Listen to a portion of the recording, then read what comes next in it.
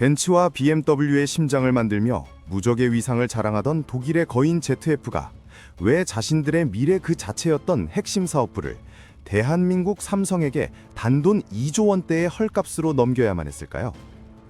남들은 가라앉는 타이타닉이라며 비명을 지르고 도망칠 때 삼성은 왜 그 차가운 심연 속으로 2조 6천억 원이라는 거대한 현금 뭉치를 던졌는지 그 소름 끼치는 이면을 지금부터 낱낱이 파헤쳐 보겠습니다. 지금 독일의 상황은 라인강의 기적이라는 수식어가 무색할 정도로 참담합니다.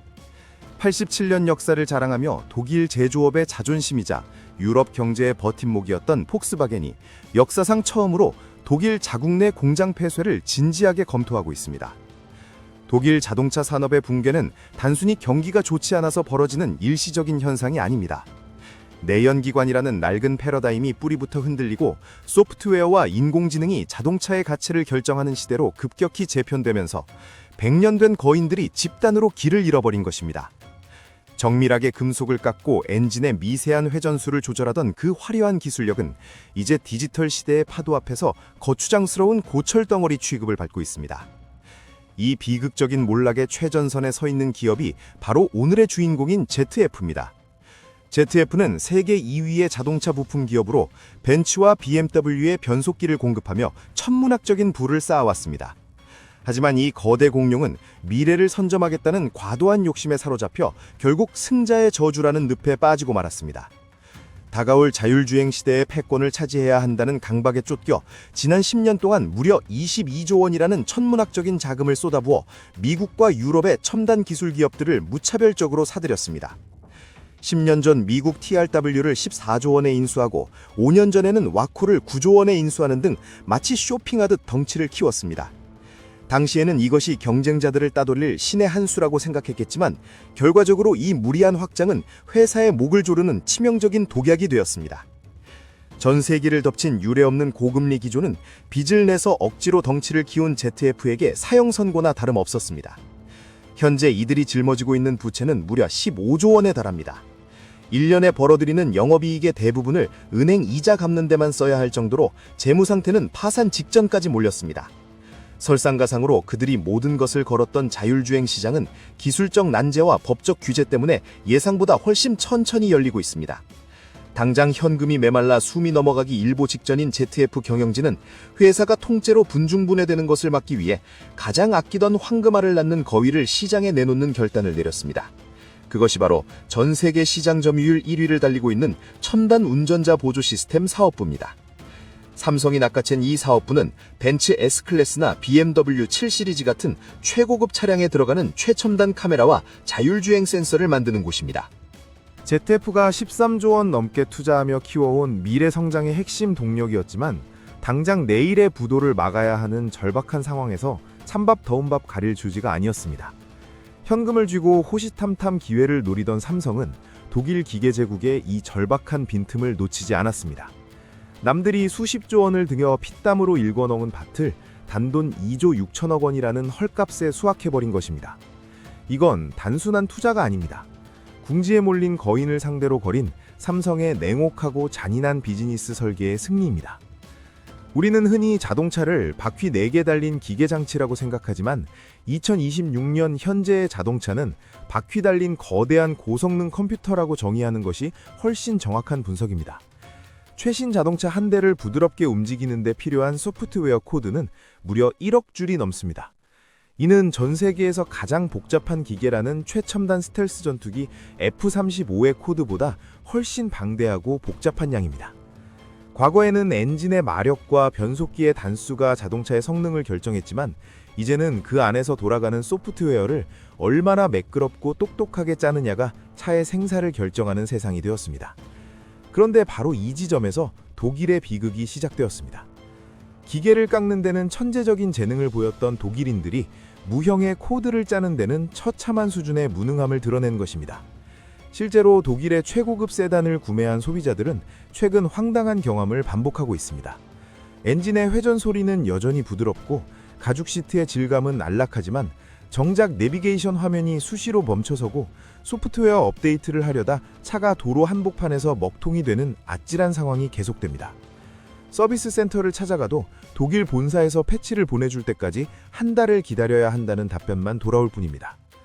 1억 원이 넘는 독일 명차가 최신 스마트폰보다 못한 취급을 받는 것이 지금의 현실입니다. 반면 처음부터 전자제품의 문법으로 차를 설계한 테슬라는 완전히 다른 차원을 보여줍니다. 정비소에 단 한 번도 가지 않아도 밤사이 무선 업데이트를 통해 가속 성능이 빨라지고 어제까지 없던 자율주행 기능이 오늘 아침 갑자기 생겨나는 마법 같은 일이 벌어집니다. 기계적인 완성도에만 집착했던 독일 자동차들은 이제 소비자들에게 껍데기만 화려한 깡통이라는 굴욕적인 평가를 피할 수 없게 되었습니다. 독일이 이렇게 속수무책으로 당하고 있는 이유는 그들이 100년 넘게 고수해온 폐쇄적이고 분절된 생산 방식 때문입니다. 엔진은 A사, 변속기는 B사, 내비게이션은 C사에서 각각 부품을 받아 조립하다 보니 서로 다른 회사의 소프트웨어가 뒤엉켜 잦은 오류를 일으킵니다. 통합적인 제어가 불가능한 구조적 한계에 부딪힌 것입니다. 반면 삼성이 그리는 미래는 차원이 다릅니다. 삼성은 이미 8년 전 하만을 인수하며 차 안에서 운전자가 보고 듣는 모든 디스플레이와 인포테인먼트 시스템을 장악했습니다. 여기에 이번에 인수한 ZF의 독보적인 카메라 기술까지 더해지면서 이제 자동차의 안과 밖을 모두 삼성의 기술로 채울 수 있는 완벽한 하드웨어 포트폴리오를 완성했습니다. 이제 자동차의 설계 구조는 조널 아키텍처라는 완전히 새로운 형태로 급격히 이동하고 있습니다. 과거에는 수백 개의 부품마다 전선을 하나하나 연결하느라 차 안에 깔린 전선의 길이만 수 킬로미터에 달했고 그 무게 또한 엄청났습니다. 하지만 이제는 차를 몇 개의 구역으로 나누어 중앙에서 통합 제어하는 방식으로 진화하고 있습니다. 완성차 업체들은 더 이상 수백 개의 부품사를 관리하며 조립하는 골치 아픈 일을 하고 싶어 하지 않습니다. 모든 기능을 하나로 묶어 통째로 납품해줄 강력한 파트너를 찾고 있습니다. 삼성은 바로 이 지점을 파고들었습니다. BMW나 벤츠가 앞좌석 시스템 전체를 달라고 요구하면 삼성은 하만의 초고 화질 스크린과 ZF의 고성능 카메라, 그리고 삼성전자의 두뇌 반도체를 하나의 모듈로 묶어 통째로 납품할 수 있는 능력을 갖췄습니다. 더 놀랍고 무서운 사실은 이 모든 시스템을 움직이는 핵심 뇌인 차량용 반도체까지 삼성이 직접 만든다는 것입니다. 삼성의 엑시노스 오토칩이 전체 시스템을 지휘하고 삼성의 메모리 반도체가 데이터를 저장하며 ZF의 센서가 도로의 상황을 실시간으로 읽어드리는 완벽한 독자 생태계가 구축되었습니다. 이제 벤츠의 삼각별 로고를 달고 달리는 차라 할지라도 그 속을 뜯어보면 심장부터 신경망까지 모두 삼성의 기술로 채워지는 날이 머지 않았습니다. 자동차 회사들은 이제 삼성의 기술력 없이는 신차를 개발조차 할 수 없는 완벽한 삼성 의존 시대가 열리고 있는 것입니다. 독일의 110년 기계 자부심은 이렇게 허망하게 무너져 내리고 있습니다. 그들은 자신들의 엔진 기술이 영원한 권력일 줄 알았지만 세상은 엔진이 필요 없는 전기차로 변했고 인간의 운전이 필요 없는 자율주행의 시대로 나아가고 있습니다. 삼성은 독일의 이 처절한 위기를 기회로 삼아 자동차라는 거대한 산업의 주도권을 통째로 빼앗아 오고 있습니다. 이건 단순한 한 기업의 성공을 넘어 전 세계 제조업의 패권이 유럽에서 대한민국으로 이동하는 거대한 역전극의 시작입니다. 하지만 삼성이 2조 원을 들여 산 진짜 보물은 단순히 부품 공장이나 기술 특허가 아니었습니다. 그들이 진짜 노린 보물은 따로 있었습니다. 바로 데이터입니다. 석유를 가진 나라가 20세기에 패권을 쥐었다면 데이터를 가진 기업이 21세기를 통치한다는 것은 이제 상식이 되었습니다. 그런데 바로 얼마 전 대한민국 삼성이 전 세계에서 가장 순도가 높고 비싼 데이터가 폭포수처럼 쏟아지는 노다지 광산을 통째로 인수했다는 소식이 전해졌습니다. 삼성이 독일의 ZF-ADAS 사업부를 인수하며 지불한 금액은 2조 6천억 원입니다. 하지만 글로벌 투자은행들과 자율주행 전문가들은 이 거래의 실제 가치를 최소 30조 원 이상으로 평가하고 있습니다. 삼성은 어떻게 이런 말도 안 되는 저가 매수에 성공했을까요? 그 소름 끼치는 이면을 지금부터 아주 깊숙이 파헤쳐 보겠습니다. 삼성이 이번에 손에 넣은 ZF의 스마트 카메라 기술은 단순히 시장 점유율 1위라는 숫자를 넘어선 엄청난 가치를 가집니다. 지금 이 순간에도 전 세계 도로를 달리는 메르세데스 벤츠 S클래스나 BMW 7 시리즈, 그리고 아우디 A8 같은 최고급 세단들의 앞유리에는 ZF의 눈이 달려 있습니다. 이 카메라들은 단순히 앞차와의 거리를 재거나 차선을 인식하는 장치가 아닙니다. 초당 수십 번씩 도로 위를 스캔하며 아스팔트의 질감과 차선의 마모 상태, 그리고 신호등의 미세한 변화와 보행자의 예기치 못한 움직임까지 모조리 디지털 정보로 변환합니다. ZF가 지금까지 전 세계 자동차 시장에 공급한 스마트 카메라는 무려 5천만 대가 넘습니다. 그리고 앞으로 매년 수백만 대가 전 세계 신차에 추가로 탑재될 예정입니다. 여기서 우리가 주목해야 할 소름 끼치는 점은 바로 이 데이터의 양과 질입니다. 테슬라가 자율주행 시장에서 무서운 포식자로 군림하는 이유가 무엇입니까? 자동차를 잘 만들어서일까요? 아닙니다. 전 세계 도로를 달리는 약 300만 대의 테슬라 차량들이 매일매일 본사 서버로 보내주는 방대한 주행 데이터 때문입니다. 인공지능 자율주행은 결코 연구실 안에서 완성되지 않습니다. 비바람이 몰아치는 서울의 복잡한 밤거리나 눈이 무릎까지 쌓인 알프스의 험준한 산길, 혹은 안개가 자욱하게 깔린 런던의 도심, 데이터가 있어야만 인공지능 운전사는 비로소 완성되는 것입니다. 삼성은 이번 인수로 이 모든 실전 데이터를 단숨에 확보했습니다. ZF가 지난 10년 동안 독일과 미국의 주요 도로에서 수집해온 방대한 영상 데이터와 온갖 기상 상황, 그리고 수억 건의 돌발 변수가 담긴 30조 원 가치의 인공지능 학습용 도서관을 통째로 인수해버린 것입니다. 생각해 보십시오. 테슬라가 300만 대의 차로 데이터를 모을 때 삼성은 이제 ZF의 카메라가 달린 5천만 대의 차량으로부터 쏟아지는 데이터를 손에 넣게 되었습니다. 테슬라보다 15배 이상 거대한 데이터 파이프라인을 단숨에 구축한 셈입니다. 벤츠를 타는 사람도 BMW를 타는 사람도 본인들은 모르겠지만 그들이 운전하는 모든 순간의 정보가 이제 삼성의 인공지능을 가르치는 훌륭한 교재가 됩니다. 이건 테슬라가 독점하던 데이터 권력에 삼성이라는 거대한 균열이 생겼음을 의미합니다. 테슬라의 일론 머스크가 가장 두려워하던 시나리오가 현실이 된 것입니다. 하지만 데이터는 시작일 뿐입니다. 현재 자동차 산업에서는 조널 아키텍처라고 불리는 거대한 구조적 혁명이 일어나고 있습니다. 과거의 자동차는 수천 개의 구리전선 뭉치로 연결된 원시적인 기기였습니다. 후방 카메라의 영상을 운전석 화면으로 보내기 위해 차 바닥에 수미터의 전선을 깔아야 했고, 각 부품을 만드는 회사가 모두 달라 소프트웨어도 제각각이었습니다. 당연히 스마트폰처럼 전체 시스템을 업데이트하는 것은 곰도 꿀 수 없었죠. 하지만 이제는 차를 앞부분과 중간, 그리고 뒷부분처럼 몇 개의 구역으로 나누고 각 구역을 하나의 강력한 중앙 컴퓨터가 통제하는 방식으로 바뀌고 있습니다. 이 구역별 중앙 컴퓨터 시스템은 삼성전자가 세계에서 가장 잘 만드는 분야입니다. 이미 삼성은 BMW의 차세대 전기차에 엑시노스 오토라는 고성능 차량용 프로세서를 공급하며 그 기술력을 인정받았습니다. 이번에 인수한 ZF의 고성능 카메라와 레이더 시스템이 삼성의 반도체 설계 능력과 결합하면 어떤 시너지가 발생할까요? 벤츠나 아우디 같은 자동차 회사들은 이제 수백 개의 부품사를 찾아다니며 고생할 필요가 없습니다. 삼성에게 자동차의 앞부분을 통제하는 시스템 전체를 통째로 가져다 달라고 주문만 하면 되기 때문입니다. 디스플레이 화면도 삼성이고 이를 찍는 카메라도 삼성이며 정보를 처리하는 반도체 칩과 그 안에서 돌아가는 소프트웨어까지 모두 삼성의 혈통으로 채워지게 됩니다. 이렇게 되면 전통적인 자동차 회사들은 삼성 없이는 차 한 대도 도로 위로 내보낼 수 없는 절박한 처지에 놓이게 됩니다.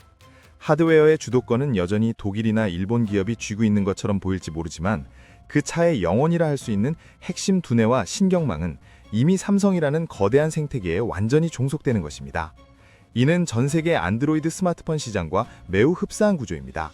겉모습을 만드는 제조사는 수십 곳에 달하지만 그 안에서 돌아가는 구글의 운영체제나 퀄컴의 칩이 없으면 껍데기에 불과한 것과 같은 이치입니다.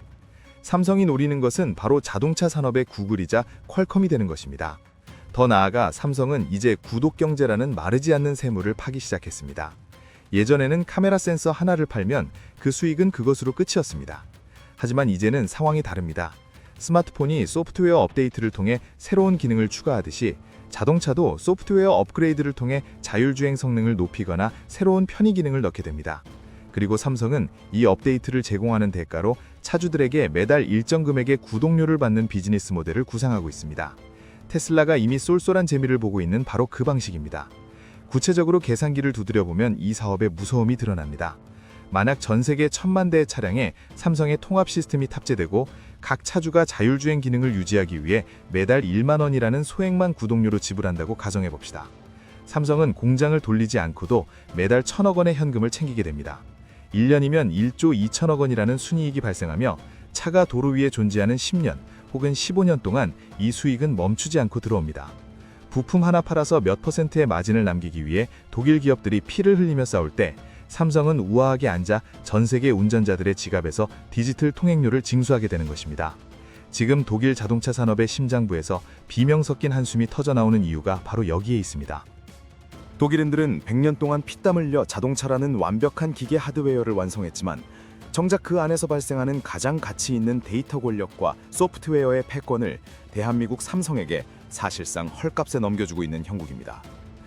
유럽과 미국의 법률은 이제 모든 신형 차량에 첨단 울전자 보조 시스템 장착을 의무화하고 있습니다. 장착하지 않으면 아예 판매 허가조차 나오지 않습니다. 이 시장의 규모는 현재 10조 원 수준이지만 향후 10년 안에 190조 원이라는 상상 초월의 규모로 팽창할 것으로 예견됩니다. 삼성은 이 거대한 황금 시장의 길목을 가장 먼저 그리고 가장 확실하게 차단했습니다. 결국 다가올 미래의 자동차 전쟁은 누가 더 강력한 마력을 가진 엔진을 만드느냐의 싸움이 결코 아닙니다. 누가 더 많은 도로 위 실전 데이터를 확보하고 있으며 그 데이터를 빛의 속도로 분석해 가장 안전한 인공지능 운전사를 구현하느냐의 싸움입니다. 삼성은 이번 ZF 인수를 통해 테슬라가 오만하게 독점하던 데이터 권력의 견고한 벽에 치명적인 균열을 냈습니다. 벤츠와 BMW 그리고 아우디의 눈과 귀가 이제 삼성의 서버로 실시간 연결되고 있습니다. 데이터가 쌓이면 쌓일수록 삼성의 인공지능은 더욱 똑똑해질 것이며 인공지능이 똑똑해질수록 더 많은 글로벌 자동차 브랜드들이 삼성의 시스템을 구걸하게 될 것입니다. 이 강력하고도 무시무시한 선순환의 고리를 삼성이 선점해버린 것입니다. 독일의 전통 강자들은 이제 자신들이 그저 바퀴 달린 금속 껍데기를 만드는 하청업체로 전락할지 모른다는 실존적 공포에 떨고 있습니다. 반면 삼성은 느긋하게 전 세계 모든 도로 위에서 쏟아져 나오는 디지털 석유를 퍼올릴 준비를 마쳤습니다. 이것이 바로 대한민국 기업들이 전 세계 모빌리티 패권을 완전히 재편하고 있는 잔인하면서도 영리한 설계의 진짜 실체입니다. 100년 전 내연기관의 탄생 당시에는 그 누구도 상상하지 못했던 거대한 역전극이 지금 우리 눈앞에서 펼쳐지고 있습니다. 과연 이 처절한 데이터 전쟁의 끝에서 최후의 승리자로 웃게 될 자는 누가 될까요? 그 해답은 이미 삼성의 데이터 센터 안에서 0과 1의 숫자로 빠르게 쓰여 내려가고 있습니다. 삼성의 이번 ZF 인수 소식에 가장 먼저 그리고 가장 크게 전율한 곳은 어디였을까요? 놀랍게도 그건 독일이나 미국의 경쟁사들이 아닌 바로 옆나라 일본과 거대한 자본으로 추격해오던 중국이었습니다. 삼성의 이번 행보는 단순히 한 기업의 덩치를 키우는 차원을 넘어 대한민국이 가진 세계 최강의 전장연합군, 즉 삼성과 현대자동차 그리고 LG와 SK라는 4개의 거대한 톱니바퀴가 비로소 완벽하게 맞물려 돌아가기 시작했음을 알리는 신호탄이기 때문입니다. 지금부터 전 세계 자동차 업계가 왜 한국이라는 나라를 경이로움을 넘어 공포의 대상으로 바라보고 있는지, 그리고 일본과 중국이 절대로 넘볼 수 없는 대한민국만의 독보적인 봉쇄 전략이 무엇인지 그 마지막 퍼즐을 맞춰보겠습니다. 먼저 우리가 주목해야 할 지점은 삼성과 현대자동차라는 과거의 앙숙이 보여주는 전례 없는 밀월 관계입니다. 불과 몇 년 전만 해도 두 기업은 서로의 영역을 침범하지 않는 묘한 긴장 관계를 유지해왔습니다. 하지만 이제 시대가 바뀌었습니다. 현대자동차는 세계 판매량 3위라는 강력한 제조 플랫폼을 가지고 있고 삼성은 그 플랫폼을 움직일 뇌와 눈을 확보했습니다. 삼성이 인수한 ZF의 자율주행 눈과 삼성의 엑시노스 오토 반도체가 현대자동차의 차세대 전기차 플랫폼과 결합하는 순간 전 세계에서 가장 완벽한 수직 계열화가 완성됩니다. 이는 벤츠나 BMW조차 부러워할 수밖에 없는 구조입니다. 독일 기업들은 반도체를 사오기 위해 대만의 TSMC나 미국의 엔비디아 눈치를 봐야 하지만 현대자동차는 바로 옆집인 삼성에서 세계 최고 수준의 칩을 맞춤형으로 공급받을 수 있기 때문입니다. 여기에 LG와 SK의 역할이 더해지면 시나리오는 더욱 강력해집니다. LG전자는 이미 자동차 인포테인먼트와 모터 시스템에서 세계 정상급 기술력을 보유하고 있으며 LG 에너지 솔루션과 SK온 그리고 삼성 SDI는 미래 모빌리티의 혈액이라 불리는 배터리 시장을 3분하고 있습니다. 특히 최근 주목받는 휴머노이드 로봇 시장과의 연결고리를 보면 한국의 우위는 압도적입니다. 미래의 자동차는 단순히 도로를 달리는 수단이 아니라 인간의 명령을 수행하는 로봇으로 진화할 것입니다. 이 과정에서 가장 중요한 것이 바로 고출력과 경량화를 동시에 만족시키는 배터리 기술입니다.